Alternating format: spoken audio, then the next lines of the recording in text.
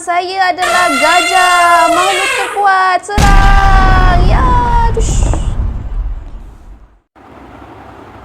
Assalamualaikum anak-anak. Haiwan apa ni? Gajah. Tahu tak? Gajah adalah salah seekor haiwan yang Allah sebutkan di dalam Al-Quran, iaitu surah Al-Fil. Nak tahu tak apa yang Allah ceritakan dalam surah Al-Fil? Jom kita baca surah Al-Fil. Surah Al-Fil. Gajah. Bismillahirrahmanirrahim. Alam tara kaifa fa'ala rabbuka bi ashabil fil.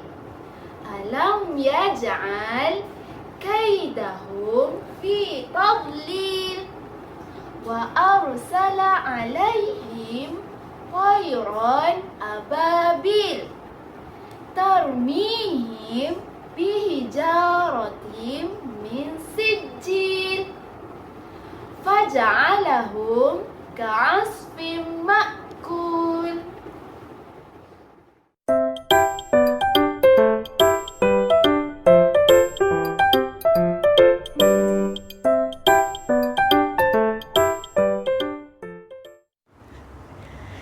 Dalam surah Al-Fil ada diceritakan tentang tentera bergajah Abraha dan burung ababil. Pada suatu hari, Abraha al-Ashram, seorang gubernur dari Habsyah, menghimpunkan tentera pimpinannya untuk menyerang Kaabah.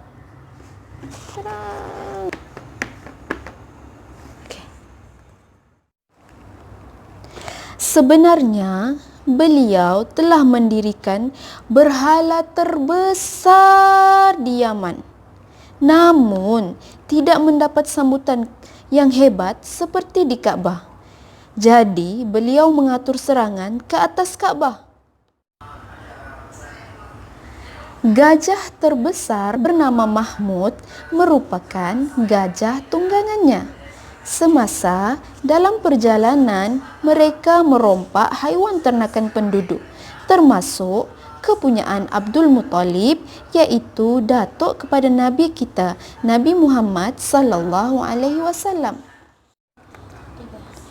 Abdul Muttalib dan penduduk Kaabah merasa gusar, lantas berdoa kepada Allah Subhanahu wa taala supaya melindungi Kaabah.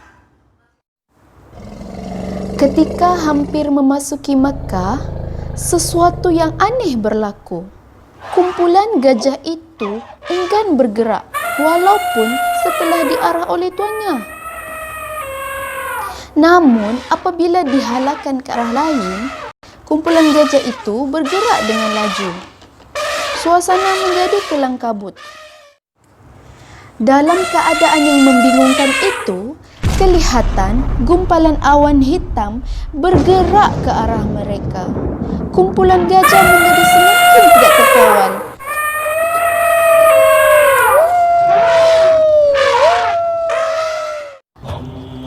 Setelah hampir, jelaslah pada penglihatan mereka bahawa awan hitam itu sebenarnya adalah sekumpulan burung.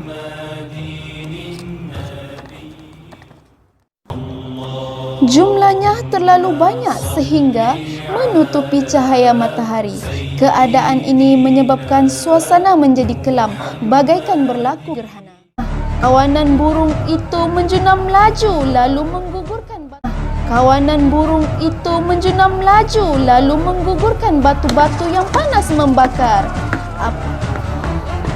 Apabila tentera Abraha dihujani batu-batu panas tersebut, kedengaran suara jeritan yang dahsyat. Tidak sakit. Daging dan tulang mereka hancur binasa, seolah-olah daun yang dimakan ulat.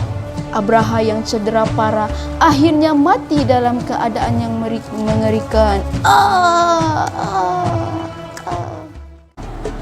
Kisah kehancuran tentera bergajah Abraha ini telah diceritakan di dalam Al-Quran, iaitu surah Al-Fil. Peristiwa ini juga dikenang oleh penduduk kota Makkah dan masyarakat Arab. Mereka menamakan tahun ini sebagai Tahun Gajah. Pada tahun tersebut, lahirlah seorang insan agung dan Rasul yang terakhir untuk memimpin umat manusia, iaitu Nabi Muhammad sallallahu alaihi wasallam. Ha, anak-anak, macam mana kisah gajah tadi? Seronok tak? Ha, seronok kan? Hebat kan Allah? Nampak tak gajah ni adalah milik Allah. Gajah tak nak pun meruntuhkan Kaabah sebab gajah ni dengar cakap Allah. Lagi satu peristiwa penting dalam kisah ini ialah tentang kelahiran Nabi Muhammad sallallahu alaihi wasallam. Selawat sallallahu ala Muhammad sallallahu alaihi wasallam. Okey, anak-anak, bolehlah baca surah Al-Fil dengan ibu ayah dekat rumah. Stay at home, stay safe. Bye-bye. Assalamualaikum.